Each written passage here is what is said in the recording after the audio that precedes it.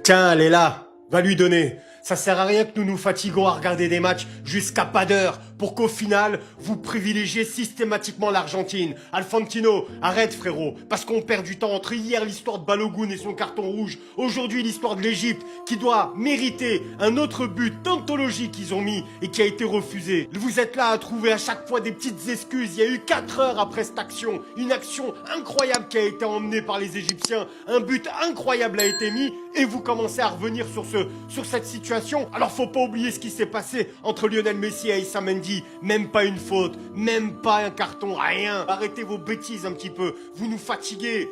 L'Égypte méritait de gagner ce match. L'Égypte méritait de passer ce soir. Comme le Cap-Vert aurait pu aussi mériter de passer face à l'Argentine. Une droite émise, rien, personne n'en parle. L'Argentine c'est Joga Bonito, l'Argentine c'est magnifique. Arrêtez vos bêtises. Et les commentateurs, faut rester un peu tranquille aussi. L'Argentine, à un moment donné, il faut sortir un petit peu vos cojones et dire que c'est inadmissible. Tout comme on a décrié le match catastrophique du Paraguay face à la France. C'est totalement honteux ce qui se passe sous nos yeux. Ils sont jamais sanctionnés. Le Paraguay, l'Argentine, ils sont jamais sanctionnés les mecs, c'est quoi l'histoire? Il y a un truc avec les Sud-Américains? Ça vous fait chier à ce point-là de voir une équipe africaine concurrencer les plus grandes nations mondiales? Après vous vous mettez partisans du football africain? Arrêtez vos bêtises, soyez équitables, soyez corrects, soyez justes. Les mecs, ils se sont battus avec une âme incroyable, une détermination formidable. Mais non, les gens veulent du bling-bling, veulent voir Léo Messi, l'Argentine. Le football doit être gagné au mérite, ne doit pas être gagné par rapport à des erreurs d'arbitrage, comme on peut le voir récemment. Entre le président qui appelle pour enlever un carton rouge, c'est passé crème, personne n'en parle. Hier, la Belgique joue avec un Balogun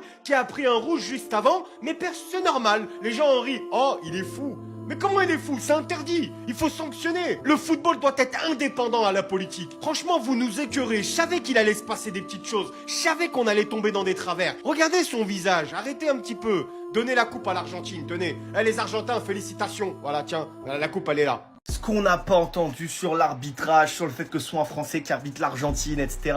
Alors, vous avez vu ce qui s'est passé ce soir? Et j'enlève pas le mérite à l'Argentine, hein. Le comeback, il est exceptionnel. Mais les gars, on a quand même vu des situations... On va reposer les bases de cette Coupe du Monde depuis le début et vous savez très bien, vous avez vu tous les matchs, ça laisse jouer de ouf. Il y a des contacts énormes qui sont pas sifflés, des pénaltys évidents qui sont revus 10 fois à la VAR. Quand c'est l'Argentine qui joue, ça dégaine archi vite le péno. Mais c'est pas ça la pire situation. La pire c'est celle-là les gars. On revient 10 ans avant dans l'action, il le touche à peine, il le pousse un peu. Osez me dire maintenant qu'à l'inverse, on serait revenu à la faute si ça avait été pour l'Égypte. Jamais de la vie. Quand t'es une grande nation, t'es arbitré différemment. Et je parle même pas forcément que de l'Argentine, même si l'Argentine à chaque fois c'est très gros. Toutes les grandes nations sont arbitrées de la même manière en Coupe du Monde, qu'on le veuille ou non. Je sais pas si c'est dû à des pressions, au poids que le pays porte, mais c'est toujours la même chose. Une petite nation sera toujours moins bien arbitrée qu'une grande nation. C'est connu, il suffit de connaître le foot pour l'affirmer. Jusqu'à, pour la vengeance, ils ont mis un arbitre argentin pour France-Maroc, c'est à pleurer de rire. Non, vraiment les gars, dites-moi ce que vous en avez pensé, mais... Je vous présente l'homme du match, monsieur le Texier. Merci beaucoup. On vient d'assister au plus gros scandale de corruption de l'histoire du football. Si ça, c'est pas du vol, c'est quoi? Si ça, c'est pas du vol, c'est quoi? Le deuxième but égyptien qui a été invalidé, là. Ça, vous êtes sûr que ça, là? Vous êtes sûr que ça aurait été une autre équipe? On aurait sifflé. Si c'était l'Égypte qui avait commis la même faute, ils auraient rien dit. Ils ont invalidé un but qui était légitime. Normalement, ce match-là, c'est 3-0. 3-0. Même s'il y a remontade. Ah! Tous les jours, l'Argentine. Tous les jours du vol. Donnez-leur la coupe en même temps.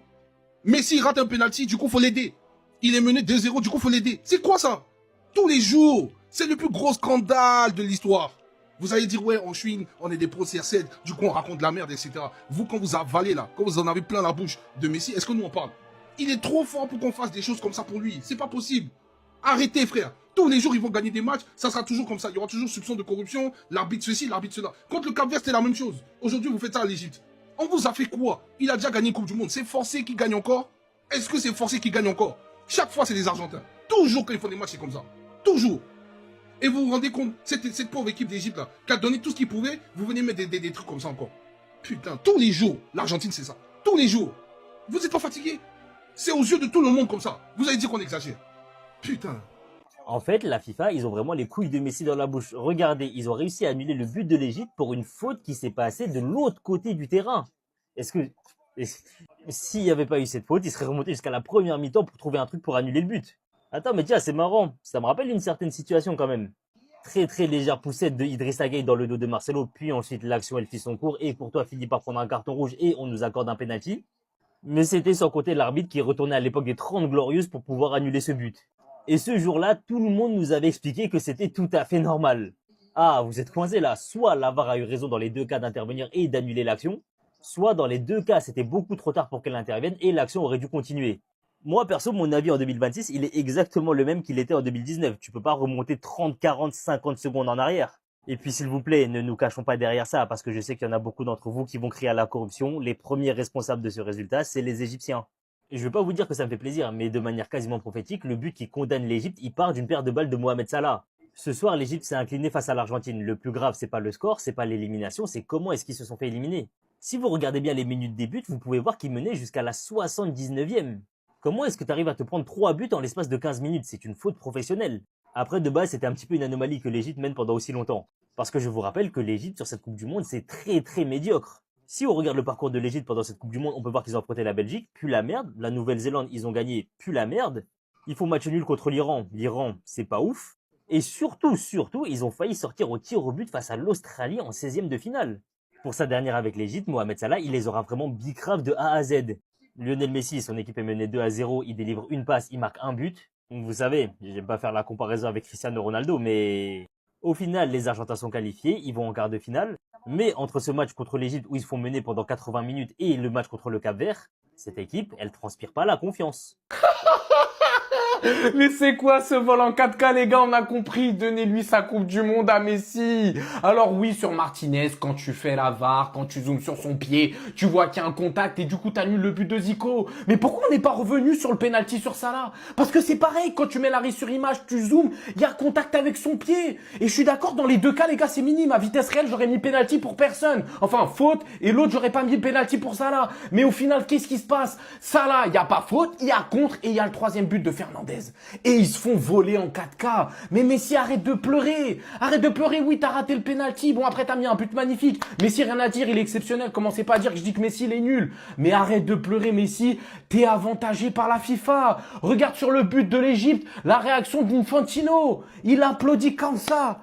Il a le seum, les gars. On a compris. L'Argentine est favorisée pour sortir cette équipe, mais il faut être ultra fort parce que les gars, ils sont à 12 contre 11 et toute la compétition, ils seront à 12 contre 11, les mecs.